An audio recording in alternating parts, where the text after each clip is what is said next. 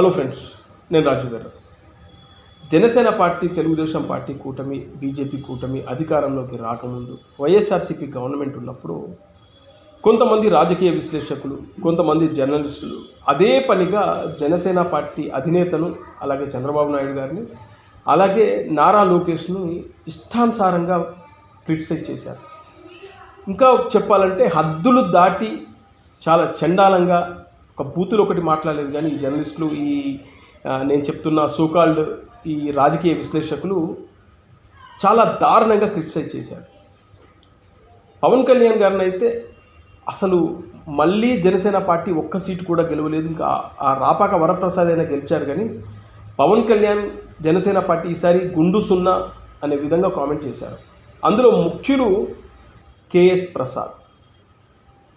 తెలుగు మీడియాకి సంబంధించి 2 తెలుగు రాష్ట్రాల్లో, ఆంధ్రప్రదేశ్లో, తెలంగాణలో కలిపి ఆల్మోస్ట్ జనసేనకు అనుకూలంగా ఉన్న యూట్యూబ్ ఛానల్ కానీ మీడియా సంస్థలు తప్పితే, ఆ మీడియా ఛానల్లో కూడా అంటే మెయిన్ స్ట్రీమ్ మీడియాలో ఒక జనసేనకు సంబంధించిన యూట్యూబ్ ఛానల్స్ కొన్ని ఉన్నాయి.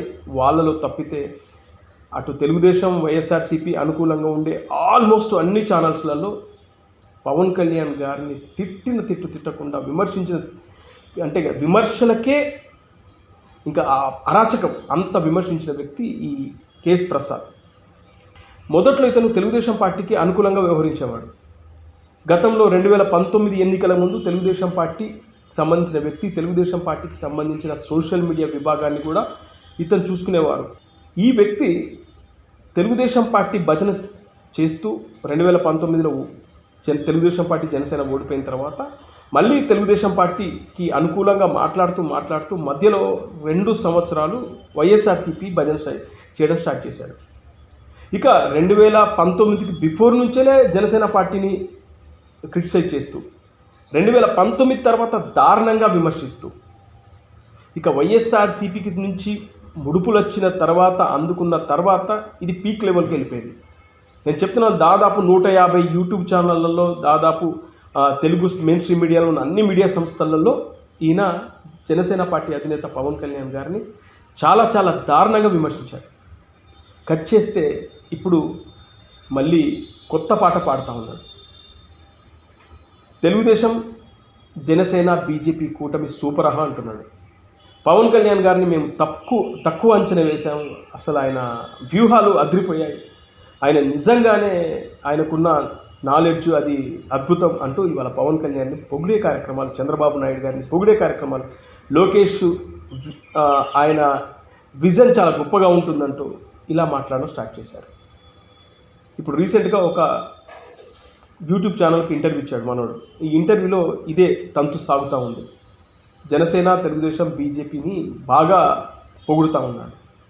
ఎన్నికలకు ముందు, ఎన్నికలు అయిన తర్వాత, అంటే రిజల్ట్ రాకముందు, ఈరోజు రిజల్ట్ వస్తాయనగా కూడా జనసేన పార్టీకి గుండు సున్నా అని చెప్పాడు. బయట సర్వేలు వస్తూ ఉన్నాయి, జనసేన, తెలుగుదేశం, బీజేపీ కూటమి విజయడంకా మోగించబోతుంది అన్నా కూడా లేదు వైసీపీ గెలుస్తుంది అని చెప్పాడు. తర్వాత 10-15 రోజులు, 20 రోజుల వరకు కనబడలే. ఇప్పుడు మళ్ళీ రీసెంట్గా మళ్ళీ మీడియాలోకి వచ్చి ఇక జనసేన, తెలుగుదేశం, బీజేపీని పొగుడుతున్నాడు, వైసీపీని మళ్ళీ విమర్శిస్తున్నాడు. అసలు జగన్మోహన్ రెడ్డి ఏదైతే పప్పు బెల్లాలపైనే ఆధారపడ్డాడు, ఆ పప్పు బెల్లాలే ఆయనను గెలిపిస్తాయనుకుంటే అవి ఓడించాయని ఇప్పుడు చెప్తున్నాడు. గతంలో ఇదే పప్పు బెల్లాల గురించి జగన్మోహన్ రెడ్డి ఇచ్చే ఏవైతే సంక్షేమ పథకాలు అవే గెలిపిస్తాయని చెప్పాడు. ఇలా పూటకొక మాట, అంటే ఎవరు అధికారంలో ఉంటే వాళ్ళ భజన చేయడం, ఎవరు ప్రతిపక్షంలో ఉంటే వాళ్ళను దారుణంగా విమర్శించడం ఈ కేఎస్ ప్రసాద్ లాంటి వ్యక్తులకు అలవాటు. Pawan Kalyan garu is played a vital and major role for the success of NDA కూటమి. ఇవాళ చావు బతుకుల్లో కేంద్ర ప్రభుత్వం ఉన్న దానికి కూడా ఇవాళ ఆయన మాట బీజేపీ వినబట్టే ఇవాళ ఆంధ్రప్రదేశ్లో వచ్చి సక్సెస్ స్టోరీ వచ్చింది. ఇంకా మేజర్ సీట్స్ ఆయన సాధించగలిగారు. 16 21 సీట్లు, 21 సీట్లు వాళ్ళకి రావడానికి కర్మక్రియ పవన్ కళ్యాణ్ గారు. ఆయన కనుక 10 మెట్లు దిగకపోయి ఉండి అహంపూరిత ధోరణితో ప్రదర్శించుంటే అసలు తెలుగుదేశానికి కానీ, బీజేపీని కానీ, ఆయన పార్టీని కానీ సమన్వయపరచుకోలేకపోయింది.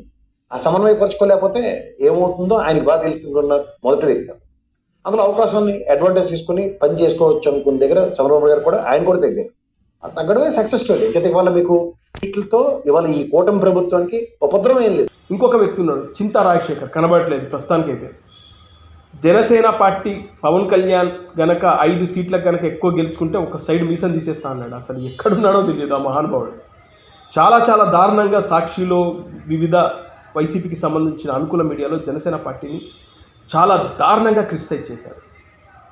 ఇక మరో మహానుభావుడు మీ అందరికీ తెలిసిన జర్నలిస్టు సాయి.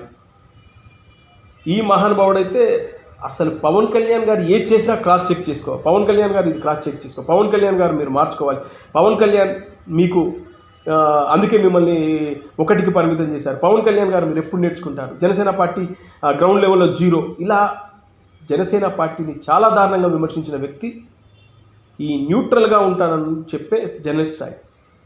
ఆ తర్వాత ఇప్పుడు ఆయన రూట్ మార్చాడు. ఇప్పుడు పవన్ కళ్యాణ్ ఏది చేసినా ఒక అద్భుతం అని చెప్పేసి వీడియోలు వేస్తూ ఉన్నాడు. కింద అప్పటి వీడియోలకు ఇప్పటి వీడియోలకు చూసే విజ్ఞులైన వీక్షకులకు మీ అందరికీ కనబడుతూ ఉంటుంది వీళ్ళలో ఎంత మార్పు. అంటే వీళ్ళకంటూ స్టెబిలిటీ ఉండదు. ఇప్పుడు నాలాంటి వాడు తీసుకుంటే కొద్దిమంది ఉన్నారు, మేమేంటంటే ఒక పక్షాన నిలబడ్డాం.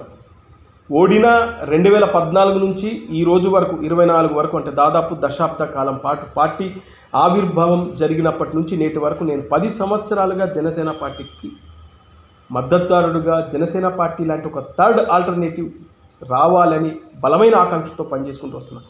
2019 తర్వాత అస్సలకే నేను మారలే, ఓడిపోయినా మారలే, గెలిచినా నాలో ఆ మార్పు కనబడట్లేదు. సేమ్ అలాగే ఉంది. నాలాంటి వాళ్ళు 1-2 ఉన్నారు, కానీ వీళ్ళు అలా కాదు. ఊసర వెల్లులకు అమ్మ మొగులు వెళ్ళు. ఎంతసేపు ఎవడు అధికారంలో ఉంటే వాళ్ళ భజన చేయడం. జనాలు కూడా అర్థం చేసుకోవాలి. ఏదో జనసేన పార్టీ నుంచి మాకేదో లబ్ధి పొందుతున్నామని, లేకుంటే జనసేన పార్టీ మాకేదో ఇస్తుందని మేము ఇలా చేయట్లేదు. అస్సలు జనసేన పార్టీ నుంచి మాకు చిల్లి గవ్వ కూడా రాలేదు, రాదు కూడా, మేము ఆశించలేదు కూడా. ఎవరో 1-2 ఉండొచ్చు, ఆశించి పనిచేసిన వాళ్ళు ఉండొచ్చు, నేను కాదన్ను. కానీ నాకైతే ఎలాంటి ఆశ లేదు. కేవలం పవన్ కళ్యాణ్ గారు లాంటి మంచి వ్యక్తి, జనాలకు ఏదో చేయాలనే తపనున్న వ్యక్తి రాజకీయాల్లో బలంగా నిలబడాలి. ఆయన ముఖ్యమంత్రి అవ్వాలనుకున్నా, ఇప్పుడు డిప్యూటీ సీఎం అయ్యాడు, రేపు ముఖ్యమంత్రి అయ్యేంత వరకు అయినా కూడా ఆయన వెంట నడుస్తాం. కానీ వీళ్ళు అలా కాదు. ఏ ఎండకు ఆ గొడుగు పట్టే కొంతమంది రాజకీయ విశ్లేషకులు, జర్నలిస్టులు ఉన్నారు. వీళ్ళందరి పని ఎవడు అధికారం ఉంటే వాడిని పోగలరు.